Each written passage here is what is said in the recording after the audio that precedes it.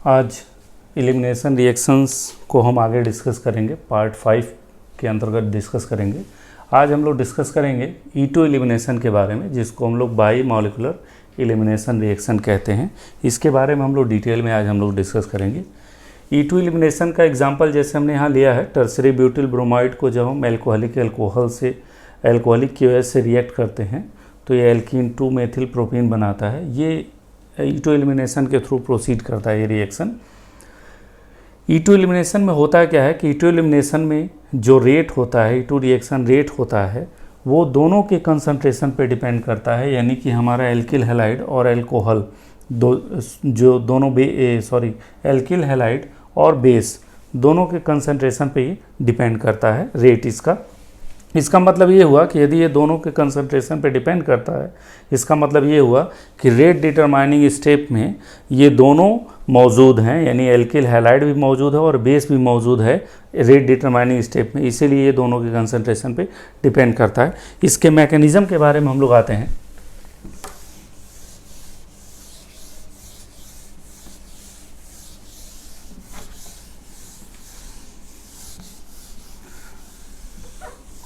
Mechanism के बारे में आते हैं इसके।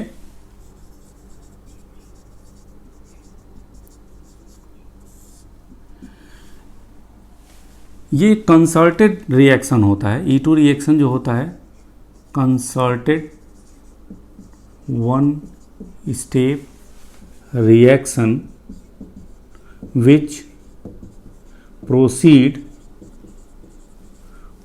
Via formation of transition state. ये वन स्टेप प्रोसेस होता है और कंसर्टेड टाइप से, कंसर्टेड मैनर में ये प्रोसीड करता है, जैसे पेरीसाइक्लिक रिएक्शंस कंसर्टेड रिएक्शंस होते हैं। और इसमें ट्रांजिशन स्टेट बनता है, इंटरमीडिएट नहीं बनता है। जैसा कि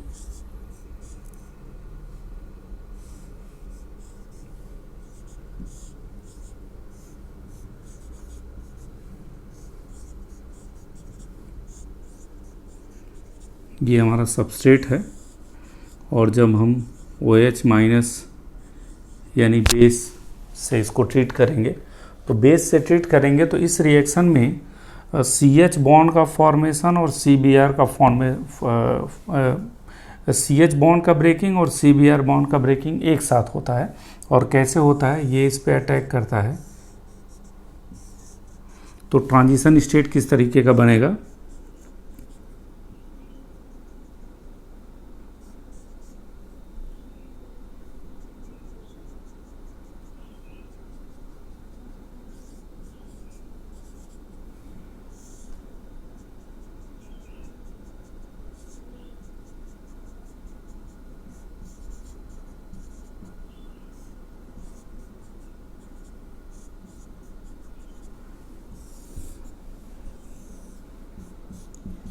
ये हमारा ट्रांजिशन स्टेट है, ब्रेकिंग फॉर्मेशन ब्रेकिंग। मतलब ये है कि इसमें 2 सिग्मा बॉन्ड ब्रेक होते हैं, 2 सिग्मा बॉन्ड ब्रेक होता है और एक पाई बॉन्ड बनता है। अगर इस एल्कीन को हम देखें तो ये ट्रांजिशन स्टेट जो है वो alkene like character, alkene like character इसमें है। एल्कीन का फॉर्मेशन हो रहा है, एल्कीन लाइक कैरेक्टर है। उसके बाद ये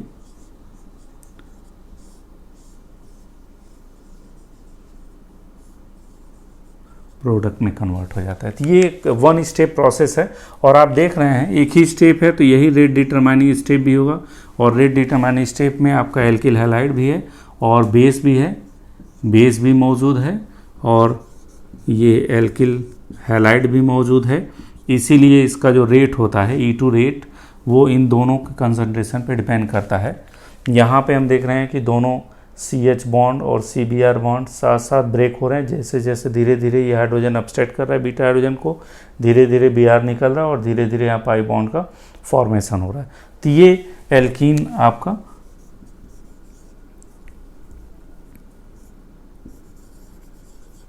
एल्कीन बन जाता है। ठीक, ये इसका बेसिक मैकेनिज्म है elimination reaction, E2 elimination reaction का बेसिक मैकेनिज्म।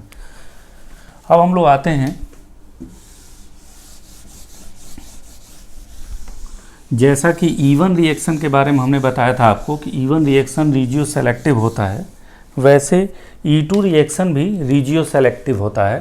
तो नेक्स्ट हम लोग आते हैं regioselectivity of E2 reaction. E2 reaction के रीजियो सेलेक्टिविटी की बात करें, जैसा कि पिछले लेक्चर में हमने आपसे चर्चा किया था कि रीजियो सेलेक्टिविटी जो होती है वो 3 रूल पे डिपेंड करती है। पहला रूल था सेडजफ रूल, दूसरा रूल था हॉफमैन रूल। ये दोनों रूल ब्रॉडली यूज होते हैं। तीसरा था ब्रेड्स रूल। ये 3 रूल थे और जिनके बारे में हमने पिछले लेक्चर में इन तीनों के बारे में हमने बता दिया था। यहाँ हम लोग E2 एलिमिनेशन में जो सेलेक्टिविटी है, रीजियो सेलेक्टिविटी, उसकी हम लोग बात करेंगे। तो सबसे पहले हम लोग आते हैं सेडजफ रूल पे। सेडजफ रूल E2 एलिमिनेशन में अप्लाई होता है और most of the substrate undergoes elimination reaction which follows Saytzeff rule. Most of the reaction जो E2 एलिमिनेशन होते हैं वो सेडजफ रूल को फॉलो करते हैं, यानी कि most of the E2 reaction follow the Saytzeff rule. Saytzeff rule को बहुत सारे हैं जो फॉलो करते हैं, जैसे फॉर एग्जांपल हम बात करें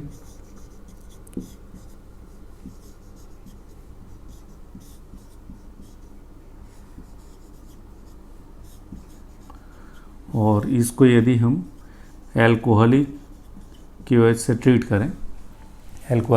ट्रीट करें, तो जैसे हमने आपको बताया था कि सेडजफ या हॉफमैन रूल तभी लगता है जब हमारे सबस्ट्रेट में 2 या 2 से अधिक तरह के बीटा हाइड्रोजन होते हैं।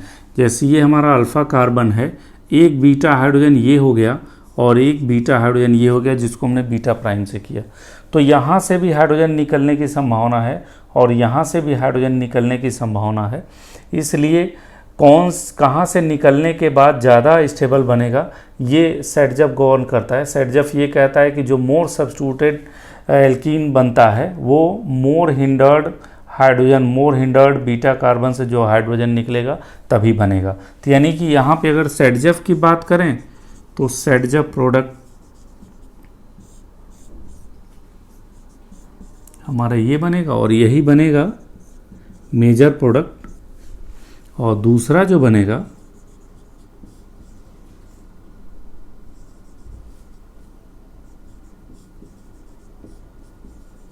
ये आपका माइनर प्रोडक्ट है।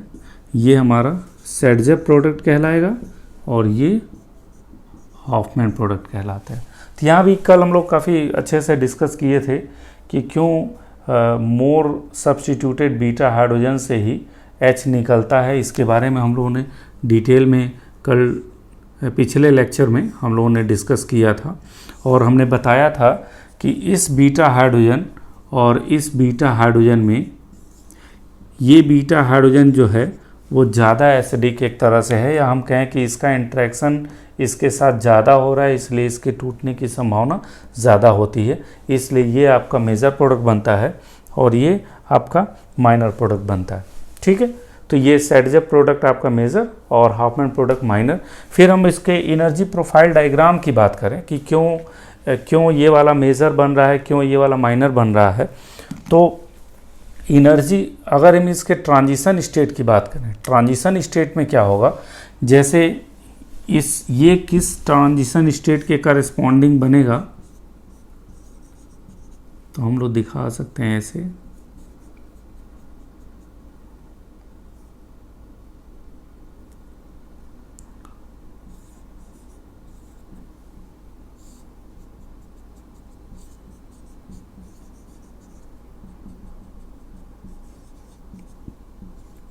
ये ट्रांजिशन स्टेट इसके करस्पॉन्डिंग है और इसके करस्पॉन्डिंग जो ट्रांजिशन स्टेट बनेगा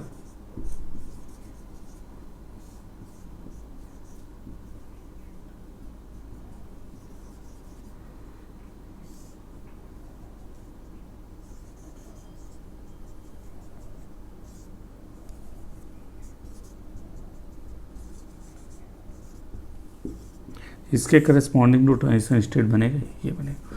तो ऑब्वियस सी बात है, अगर हम इसको ट्रांजिशन स्टेट 1 कहें और इसको ट्रांजिशन स्टेट 2, और अगर ये हमारा मेजर प्रोडक्ट बन रहा है, इसका मतलब है कि ये जिस ट्रांजिशन स्टेट के थ्रू प्रोसीड कर रहा है वो ज़्यादा स्टेबल होगा, और ये माइनर है तो यानी ये जिस ट्रांजिशन स्टेट के थ्रू प्रोसीड कर रहा है वो माइनर प्रोडक्ट होगा। तो ये ट्रांजिशन स्टेट ज़्यादा स्टेबल होता है, और ट्रांजिशन स्टेट ज़्यादा स्टेबल होने की जो वजह होती है वो होती है कि यहाँ पे जो एल्कीन बना हुआ है, एल्कीन लाइक ट्रांजिशन स्टेट, ये मोर सब्स्टिट्यूटेड है, यानी मोर substituted alkene like transition state. यहाँ हम देख रहे हैं, यहाँ पे 1 मेथिल 2 मेथिल 3 मेथिल यानी ट्राई सब्स्टिट्यूटेड है।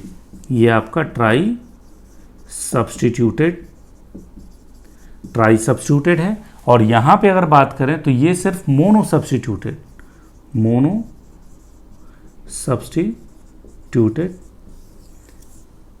एल्कीन लाइक ट्रांजिशन स्टेट है, मोनो सब्स्टिट्यूटेड। तो ऑब्वियस सी बात है, this transition state is more stable then this transition state, इसलिए इसके करस्पॉन्डिंग जो प्रोडक्ट बनेगा वो ज़्यादा बनेगा, और इसके करस्पॉन्डिंग जो प्रोडक्ट बनेगा वो कम बनेगा। तो ये ट्रांजिशन स्टेट की स्टेबिलिटी के बिहाफ पे हम लोग बता सकते हैं।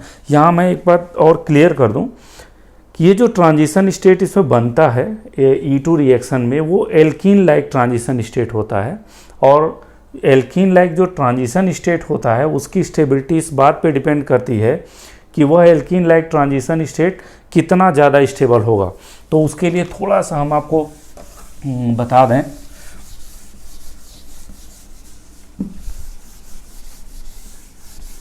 जैसा हम आपसे बार बार कह रहे हैं कि ये ज़्यादा stable alkene like transition state है, ये कम stable alkene like transition state है। उसकी जो मेन वजह है वो ये है कि अगर इस एल्कीन की हम बात करें, ये एल्कीन, तो इस एल्कीन के रिस्पेक्ट में हमारे पास 9 अल्फा हाइड्रोजन है, और these 9 alpha hydrogens stabilize alkene through hyper conjugation के थ्रू ये इस एल्कीन को क्या करेंगे, स्टेबलाइज करेंगे। और यहाँ पे अगर इसकी हम बात करें तो ये इसके रिस्पेक्ट में केवल 1 अल्फा हाइड्रोजन है। तो जब 1 अल्फा हाइड्रोजन है यानी कि यह alkene like transition state hyper conjugation से केवल 1 अल्फा हाइड्रोजन के हाइपर कॉन्जुगेशन से स्टेबलाइज होगा, और यहाँ कितने से हो रहा है, 3 अल्फा हाइड्रोजन के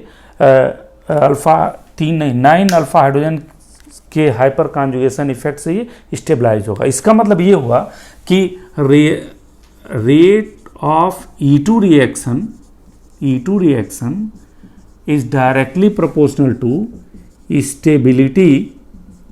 स्टेबिलिटी ऑफ एल्कीन लाइक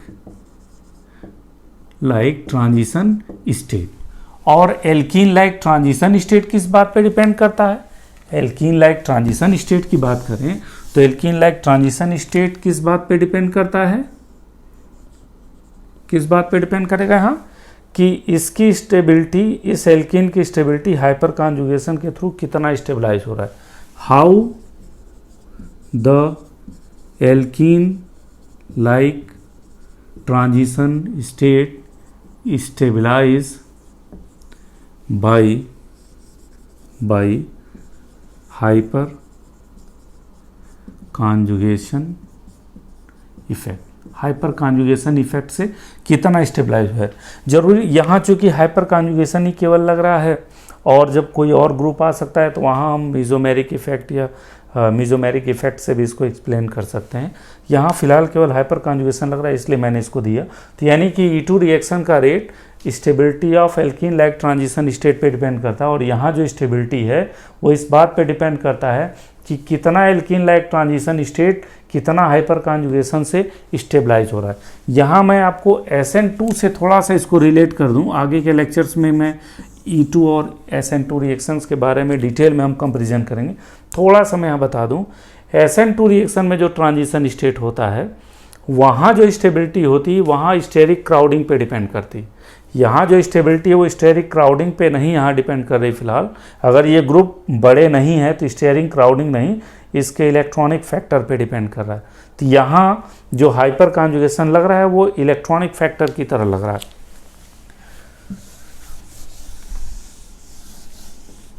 अगर हम इसका एनर्जी प्रोफाइल डायग्राम बनाएं, इस रिएक्शन के लिए एनर्जी प्रोफाइल डायग्राम अगर हम बनाते हैं, एनर्जी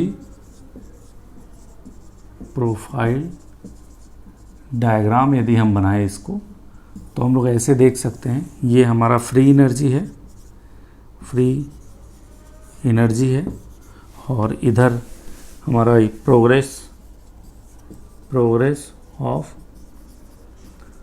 प्रोग्रेस ऑफ रिएक्शन है। अगर ये हमारा रिएक्टेंट है और रिएक्टेंट हमने क्या लिया था, CH3 Br यानी टर्सरी ब्यूटिल ब्रोमाइड, और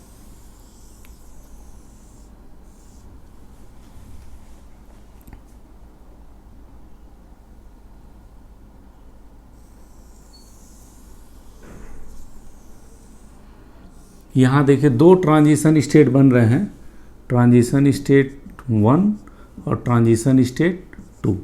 ठीक, ट्रांजिशन स्टेट 1 जिस ट्रांजिशन स्टेट की स्टेबिलिटी ज़्यादा है, ट्रांजिशन स्टेट की स्टेबिलिटी कौन सी ज़्यादा थी, जब हम लोग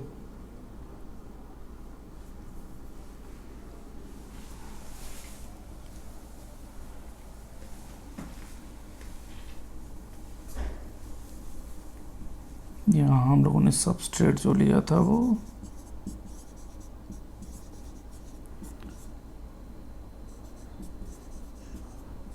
ये लिया था, और यहाँ जो ट्रांजिशन स्टेट, जो लो ट्रांजिशन स्टेट से बनेगा ये सैडजअप प्रोडक्ट बनेगा, और जो हाई ट्रांजिशन स्टेट से बनेगा वो हॉफमैन प्रोडक्ट बनेगा। और इस ट्रांजिशन स्टेट 1 हम दिखा सकते हैं ऐसे,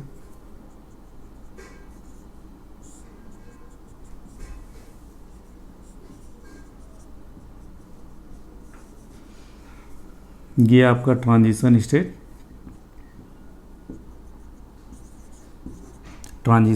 1 था जिसमें हाईली सब्स्टिट्यूटेड एल्कीन बन रहा था, और ऐसे ही ट्रांजिशन स्टेट 2 जो था वो जब हम यहाँ सब्सट्रैट कर रहे थे तो वो बन रहा था। ट्रांजिशन स्टेट 1 की स्टेबिलिटी ज़्यादा थी इसलिए इसका एक्टिवेशन एनर्जी कम होगा, और ट्रांजिशन स्टेट 2 की स्टेबिलिटी कम थी इसलिए इसका एक्टिवेशन एनर्जी ज़्यादा होगा। तो जो लो एक्टिवेशन एनर्जी के थ्रू प्रोसीड करेगा वो स्टेबल प्रोडक्ट, सैडजअप प्रोडक्ट, और हॉफमैन प्रोडक्ट बनेगा जो हाई ट्रांजिशन स्टेट एनर्जी जिसकी होगी उसके थ्रू जो प्रोसीड करेगा वो हॉफमैन प्रोडक्ट। तो ये एनर्जी प्रोफाइल डायग्राम है जिससे बड़े आसानी से हम लोग समझ सकते हैं, और आप कंपेयर भी कर सकते हैं, E1 से इसका कंपेयर भी कर सकते हैं, कैसे उसमें होता है, किस तरह से इसमें होता है। आगे हम लोग आते हैं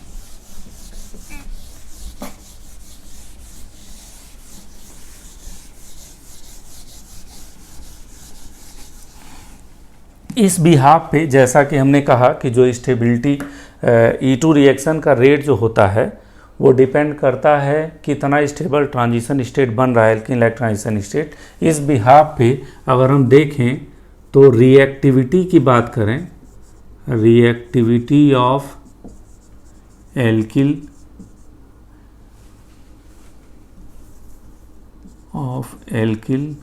हैलाइड जो होगा 3 डिग्री एल्किल हैलाइड ज़्यादा रिएक्टिव होगा, इसलिए because 3 degree alkyl halide more substituted alkene like transition state बनाएगा। उसके बाद 2 डिग्री एल्किल हैलाइड और सबसे कम 1 डिग्री एल्किल हैलाइड। ठीक, तो ये रिएक्टिविटी ऑर्डर होगा, reactivity order of alkyl halide towards E2 reaction, ये आपका ऑर्डर होगा। ठीक, अगर आप पिछले लेक्चर की बात करें तो आप देखेंगे कि E1 रिएक्शन का भी यही रेट है और E2 रिएक्शन का भी यही रेट है, लेकिन इस बात का हमेशा ध्यान रखिएगा दोनों का सेम तो है, रिएक्टिविटी ऑर्डर दोनों का सेम तो है, लेकिन वजह सेम नहीं है। E1 रिएक्शन में हम लोग क्या देखते हैं, कार्बोकैटायन देखते हैं, कार्बोकैटायन की स्टेबिलिटी देखते हैं। और यहाँ 3 डिग्री कार्बोकैटायन बनाएगा, ये ज़्यादा स्टेबल, यहाँ 2 डिग्री कार्बोकैटायन बनाएगा और यहाँ 1 डिग्री कार्बोकैटायन बनेगा। यानी कि E1 की बात करें तो E1 रिएक्शन में 3 degree carbocation is more stable then 2 degree carbocation, ये बनाएगा, is more stable then 1 degree carbocation. तो चूंकि E1 रिएक्शन कार्बोकैटायन की स्टेबिलिटी पे डिपेंड करते हैं और कार्बोकैटायन 3 डिग्री ज़्यादा स्टेबल, फिर 2 डिग्री, फिर 1 डिग्री, इसी वजह से 3 डिग्री एल्किल हैलाइड E1 से फास्ट देता है, फिर 2 डिग्री, फिर 1 डिग्री। और E2 की बात करेंगे तो E2 में हम ट्रांजिशन स्टेट की बात करते हैं। तो यहाँ क्या होगा, एल्किल जो 3 डिग्री एल्किल हैलाइड होगा ये more substituted alkene like transition state बनाएगा, एल्कीन लाइक ट्रांजिशन स्टेट बनाएगा, इसलिए ये ज़्यादा स्टेबल, ये और कम सब्सटीट्यूटेड बनाएगा। 1 डिग्री एल्किल हैलाइड और कम सब्सटीट्यूटेड ट्रांजिशन स्टेट बनाएगा, एल्कीन लाइक ट्रांजिशन स्टेट। तो मेरे कहने का सेंस ये है कि दोनों में E1 और E2 में रेट ऑर्डर, मतलब रिएक्शन E2 और E1 रिएक्शन का रेट जो होता है वो यही ऑर्डर होता है, 3 डिग्री, 2 डिग्री, 1 डिग्री, लेकिन दोनों की वजह अलग अलग होती है। E1 में कार्बोकैटायन के रिस्पेक्ट में हम इसकी रिएक्टिविटी को डिफाइन करते हैं और E2 में ट्रांजिशन स्टेट के स्टेबिलिटी के बिहाफ पे इसके रिएक्शन रेट को हम लोग डिफाइन करते हैं। तो ये आपको ध्यान रहना चाहिए कि किस तरह से होता है। नेक्स्ट हम लोग आते हैं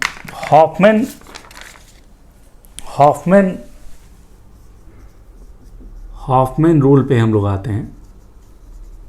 हॉफमैन रूल जैसा कि हमने पिछले लेक्चर में बताया था, the formation of less substituted alkene, the formation of less substituted alkene as major product, यही आपका हॉफमैन रूल कहलाता है कि जब less substituted alkene as a major product बनने लगे तो हम लोग कहते हैं ये हॉफमैन रूल से ये एलिमिनेशन रिएक्शन प्रोसीड करता है।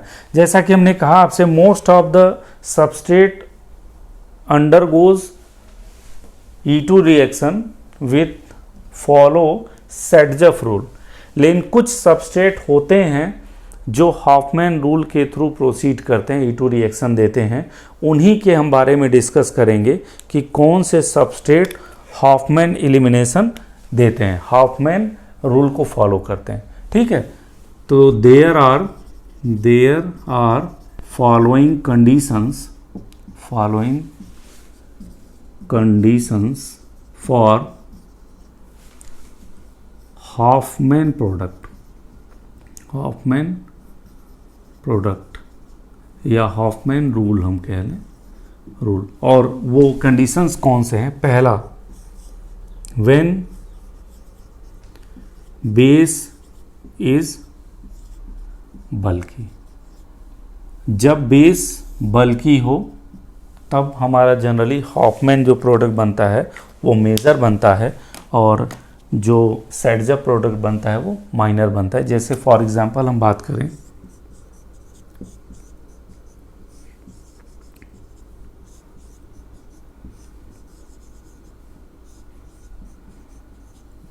अगर हम इसका रिएक्शन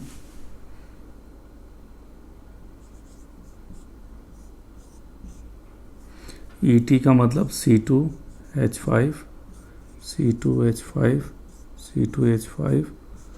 O माइनस, हम देख रहे हैं यहाँ पे ये आपका बल्की बेस हमने यूज़ किया,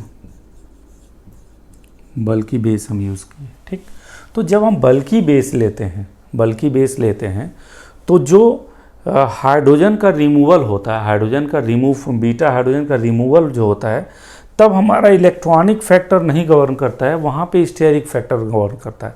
तो यानी in this case the removal of beta hydrogen is governed by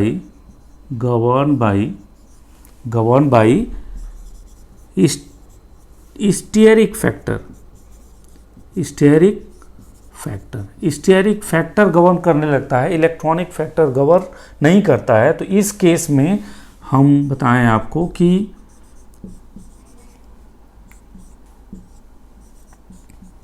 less substituted alkene हमारा मेजर बनता है, लेस सब्स्टिट्यूटेड एल्कीन हमारा मेजर बनेगा, और जो मोर सब्स्टिट्यूटेड एल्कीन होगा, मोर सब्स्टिट्यूटेड एल्कीन हमारी ये माइनर बनेगा। इसी को हम लोग हॉफमैन प्रोडक्ट कहते हैं। ये मेजर बनता है और ये माइनर बनता है। यहाँ इसके मेजर बनने की जो वजह होगी, इसका मतलब ये हुआ कि ये जिस ट्रांजिशन स्टेट के थ्रू प्रोसीड कर रहा है वो ट्रांजिशन स्टेट ज़्यादा स्टेबल होगा, किसकी तुलना में, इसके ट्रांजिशन स्टेट की तुलना में। हम लोग आगे आते हैं, ट्रांजिशन स्टेट इसका बनाते हैं, कैसे ट्रांजिशन स्टेट इसका बनता है और किस तरह से उसकी स्टेबिलिटी को हम डिफाइन करते हैं।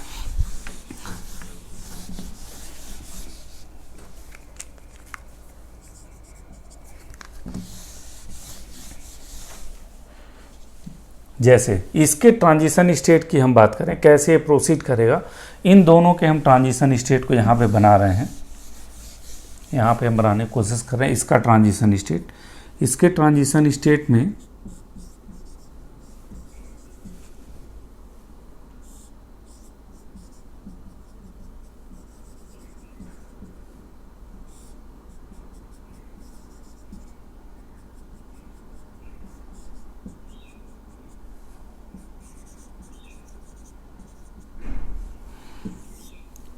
इसका ट्रांजिशन स्टेट ये है, चूँकि यहाँ बेस जो है, यहाँ जो बेस हमने लिया है वो काफ़ी बल्की बेस है। यहाँ जो हमने बेस लिया वो काफ़ी बल्की बेस है। तो बल्की बेस जनरली जो लेस हिंडर्ड हाइड्रोजन होते हैं उनको ऑब्स्ट्रैक्ट करता है। ठीक, ये जो बीटा हाइड्रोजन है वो काफ़ी हिंडर्ड है, इसलिए यहाँ पे ना ऑब्स्ट्रैक्ट करके इसको ऑब्स्ट्रैक्ट करता है। ठीक, इसका मतलब कतई ये नहीं है कि ये हाइड्रोजन ज़्यादा एसिडिक है इन कंपेरिजन टू दिस। ये हाइड्रोजन ही ज़्यादा एसिडिक है क्योंकि यही इससे इंट्रैक्शन ज़्यादा कर रहा है। लेकिन यहाँ क्या होता है, यहाँ इलेक्ट्रॉनिक फैक्टर नहीं गवर्न करता है, यहाँ transition state steric factor govern करता है। चूँकि बेस बल्की हो गया तो इलेक्ट्रॉनिक फैक्टर डोमिनेट नहीं करता है, स्टेरिक फैक्टर डोमिनेट करने लगता है। जैसे अब इसका अगर हम बनाएं तो देखिए,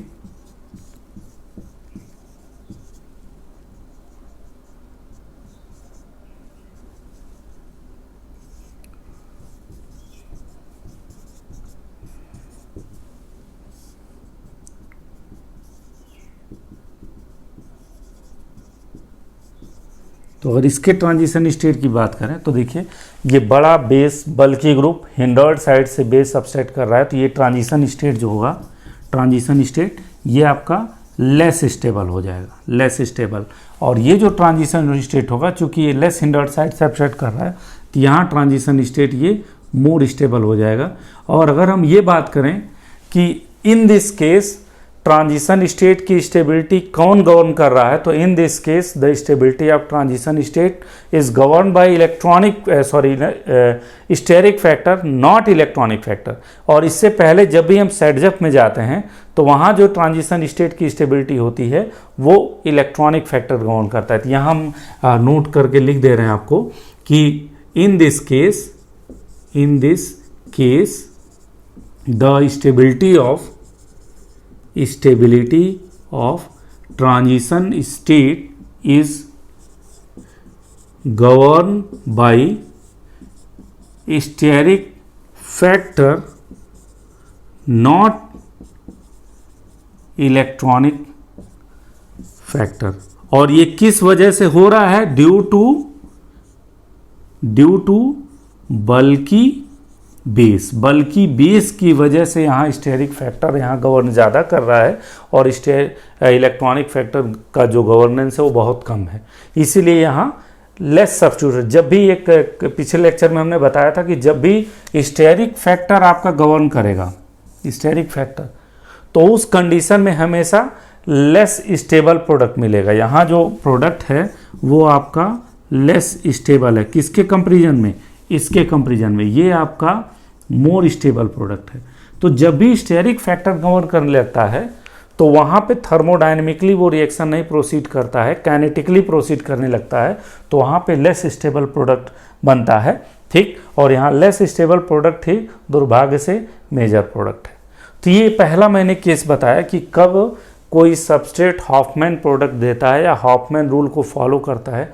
तो पहला मैंने बताया कि जब हमारा बेस बल्कि हो तब ये हॉफमैन की तरह हॉफमैन प्रोडक्ट देने की कोशिश करता है, ठीक। दूसरे कंडीशन की हम बात करें, इसमें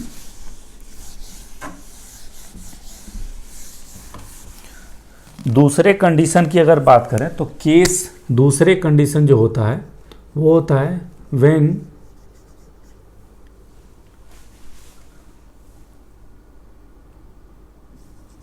leaving group is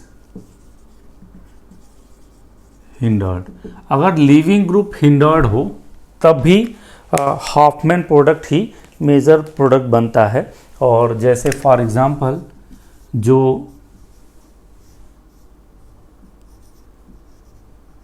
quaternary ammonia जो ग्रुप होता है ये हिंडर्ड होता है,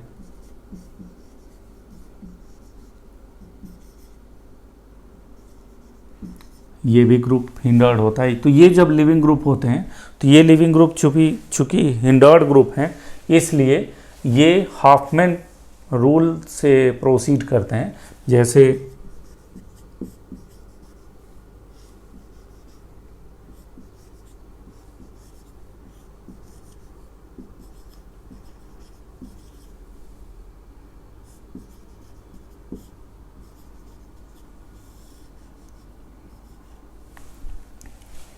हम इसी की बात करें, जैसे हम इसकी बात करें तो यहाँ ये जो लिविंग ग्रुप है वो हिंडर्ड हो गया। और दूसरी चीज़ ये कि यह लिविंग ग्रुप बहुत ज़्यादा स्टेबल भी नहीं होता है, मतलब इसकी लिविंग एबिलिटी भी बहुत अच्छी नहीं होती है। तो यहाँ जब लिविंग ग्रुप हिंडर्ड हो गया तो यहाँ भी बेस जो अपस्ट्रैक्ट करेगा वो कौन सा बीटा हाइड्रोजन अपस्ट्रैक्ट करेगा, लेस हिंडर्ड बीटा हाइड्रोजन को अपस्ट्रैक्ट करेगा। मोर हिंडर्ड साइड में नहीं जाएगा, क्योंकि मोर हिंडर्ड साइड में जाने पे जो ट्रांजिशन स्टेट बनेगा उसमें स्टेरिक क्राउडिंग ज़्यादा हो जाएगी। तो यहाँ भी हम कह सकते हैं ट्रांजिशन स्टेट की स्टेबिलिटी कौन गवर्न कर रहा है, स्टेरिक फैक्टर, ना कि इलेक्ट्रॉनिक फैक्टर। तो हम ट्रांजिशन स्टेट बनाते चल रहे हैं।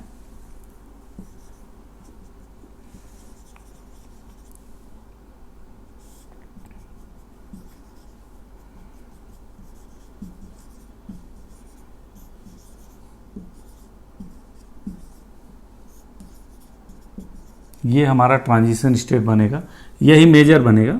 माइनर वाला हम नहीं बना रहे हैं, माइनर वाला जब आप यहाँ से सब्सट्रैक्ट कराएंगे और इसके करस्पॉन्डिंग जो एल्कीन बनेगा वो लेस सब्सटीट्यूटेड एल्कीन बनेगा, ये मेजर बनेगा, मेजर प्रोडक्ट यानी हॉफमैन प्रोडक्ट। तो ये दूसरा कंडीशन है जब हमारा लिविंग ग्रुप, जैसे ये आपका आ जाए ये ग्रुप, तब भी ये भी हिंडर्ड होता है।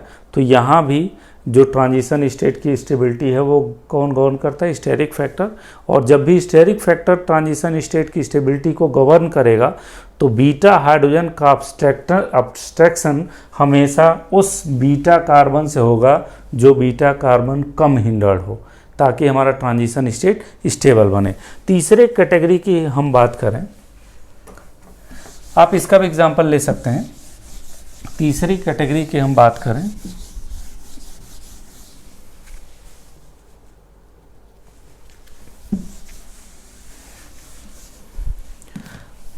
तीसरा जो होता है वो होता है व्हेन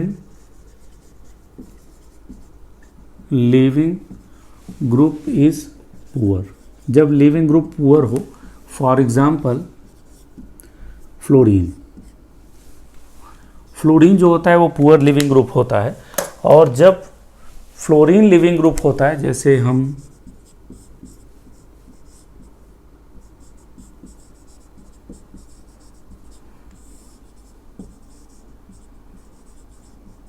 इसकी बात करें इसमें, तो इसमें भी जो मेजर प्रोडक्ट होता है वो हॉफमैन प्रोडक्ट होता है। ये आपका मेजर होता है, लेस सब्स्टिट्यूटेड प्रोडक्ट। और माइनर प्रोडक्ट जो होता है ये माइनर है, और ये आपका सेडजर प्रोडक्ट, और ये आपका हॉफमैन प्रोडक्ट। ठीक, तो इसमें इस बात का आपको ध्यान रखना है कि जैसे हमेशा हॉफमैन में ऐसा नहीं कि हमेशा स्टेरिक फैक्टर ही गवर्न करेगा। In this condition the stability of transition state is govern by electronic factor. और कैसे ये इलेक्ट्रॉनिक फैक्टर गवर्न कर रहा है वो हम आपको बता रहे हैं। चूँकि फ्लोरीन जो होता है, फ्लोरीन की लिविंग एबिलिटी बहुत कम होती है, और फ्लोरीन की लिविंग एबिलिटी कम होने की वजह से जब हम इस सबस्ट्रेट को बेस से ट्रीट करते हैं तो जो ट्रांजिशन स्टेट बनता है वो कुछ इस तरीके का बनता है।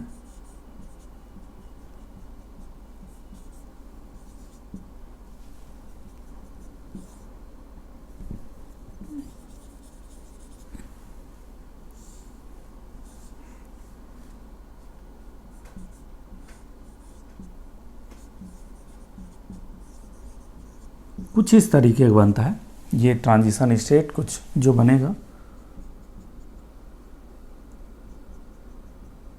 वो इस तरीके का कुछ बनता है। इस तरीके का बनने का मतलब ये जो ट्रांजिशन स्टेट है वो carbanion like transition state, carbanion like transition state बनता है। ठीक, तो ऑब्वियस सी बात है, अगर हम ये अल्फा कार्बन, ये बीटा और ये बीटा प्राइम, तो हमने पहले यहाँ से सबस्ट्रेट कराया है। दूसरा जो ट्रांजिशन स्टेट बन सकता है वो ट्रांजिशन स्टेट हमारा ये है।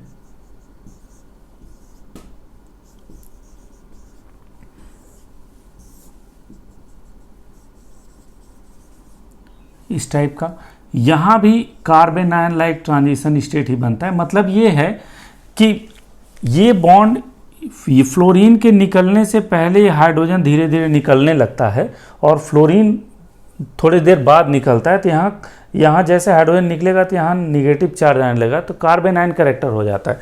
तो जब ये कार्बेनायन कैरेक्टर हो गया तो अब जो स्टेबिलिटी होगी वो carbanion like transition state, carbanion like transition state पे ही डिपेंड करेगा।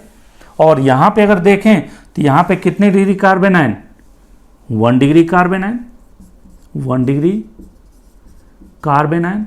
और यहाँ पे कितने डिग्री कार्बेनायन, यहाँ पे देखिए अगर ये कार्बेनायन है तो कितना डिग्री, 2 डिग्री कार्बेनायन टाइप से बन रहा है। इसको आप ऐसे भी दिख सकते हैं कि ऐसे आप छोड़ दीजिए इसको, ऐसे कि पहले यही निकलता है, ऐसे आप इसको ऐसे छोड़ भी सकते हैं ऐसे, इस तरह से। तो ज़्यादा ये बेहतर लग रहा है कि ये पहले धीरे धीरे निकलने लगता है, बाद में ये निकलता है। जब यहाँ कार्बेनायन कैरेक्टर आता है तब ये कार्बेनायन इसको फोर्स करता है और फ्लोरीन निकलता है। तो यहाँ जो ट्रांजिशन स्टेट है, in this case the transition state is carbanion like character. और जब कार्बेनायन लाइक कैरेक्टर होगा तो कार्बेनायन की हम लोग स्टेबिलिटी जानते हैं, कार्बेनायन की स्टेबिलिटी हम लोग जानते हैं क्या होता है, 1 डिग्री कार्बेनायन, 2 डिग्री, 3 डिग्री, 3 डिग्री कम स्टेबल होता है, उससे ज़्यादा स्टेबल 2 डिग्री, उससे ज़्यादा stable 1 degree.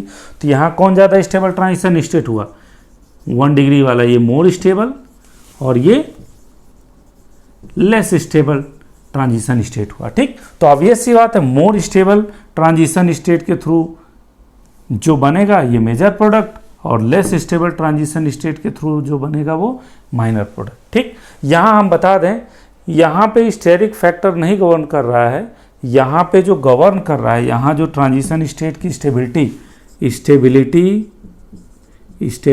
Of transition state is govern by electronic factor, electronic factor not steric factor, क्योंकि इलेक्ट्रॉनिक फैक्टर से ही तो हम बता रहे हैं कि 1 डिग्री कार्बन आयन ज़्यादा स्टेबल है in comparison to 2 degree carbon ion. तो इस कंडीशन में यही एक कंडीशन होता है हाफमैन प्रोडक्ट में, जहां ट्रांजिशन स्टेट की स्टेबिलिटी इलेक्ट्रॉनिक फैक्टर के द्वारा गवर्न होती। लास्ट जो कंडीशन है, चौथा कंडीशन हम बात करें,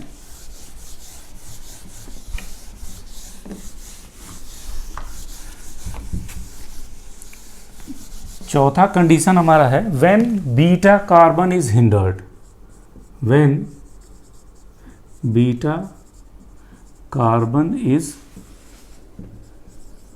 हिंडर्ड। अगर बीटा कार्बन हिंडर्ड हो, जैसे फॉर एग्जांपल हम लें, फॉर एग्जांपल जैसे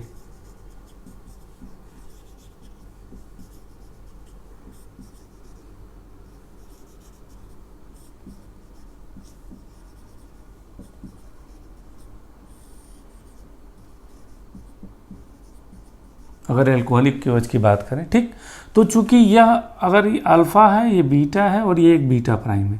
अगर इस हाइड्रोजन की बात करें, इस हाइड्रोजन की बात करें, तो ये काफ़ी इन सब की वजह से हिंडर्ड है, काफ़ी हिंडर्ड है। और हिंडर्ड होने की वजह से यहाँ बेस फिर से कहाँ से सबस्ट्रैक्ट कर लेगा, ये बेस लेस हिंडर्ड साइड से। इसका मतलब ये हुआ कि यहाँ भी ट्रांजिशन स्टेट की स्टेबिलिटी कौन गवर्न कर रहा है, स्टेरिक फैक्टर, ना कि इलेक्ट्रॉनिक फैक्टर। क्योंकि जब यहाँ से एब्स्ट्रैक्ट होगा तो जो ट्रांजिशन स्टेट बनेगा वो, ये जो क्राउडिंग है वो, ये क्राउडिंग उस ट्रांजिशन स्टेट की स्टेबिलिटी को कम करेंगे, और जब यहाँ से एब्स्ट्रैक्ट करेगा तो ये क्राउडिंग इसको प्रभावित नहीं करेंगे। इसलिए यहाँ भी जो मेजर प्रोडक्ट बनेगा वो हाफमैन प्रोडक्ट बनेगा और ये आपका एल्कीन बनेगा, ठीक, ये आपका मेजर बनेगा। और जो दूसरा बनेगा